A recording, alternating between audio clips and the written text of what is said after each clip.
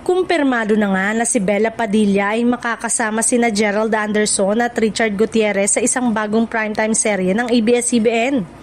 Agad itong umani ng interes ng mga tagahanga dahil sa tatlong kilalang aktor na pawang may malakas na karanasan sa drama at aksyon.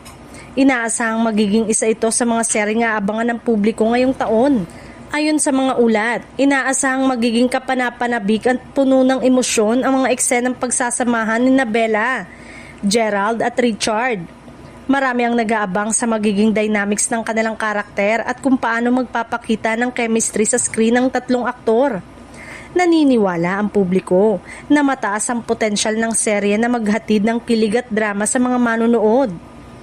Bukod sa tatlong pangunahing aktor, may balitang isa pang kapamilya actress ang ipakikilala bilang bahagi ng serye.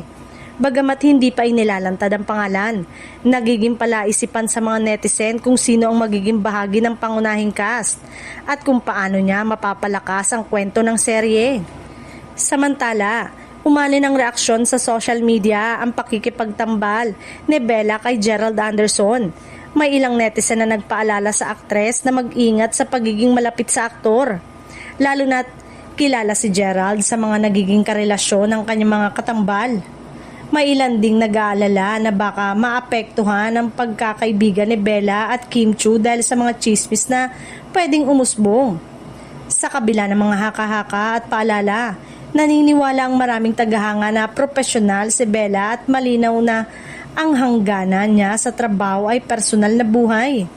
Inaasahang mauuna ang kalidad ng proyekto at husay ng mga artista kaysa sa mga personal na issue. Maraming manonood ang umaasang magiging matagumpay ang tambalan ni Bella, Gerald at Richard at ang bagong kapamilya actress sa kanilang bagong serye.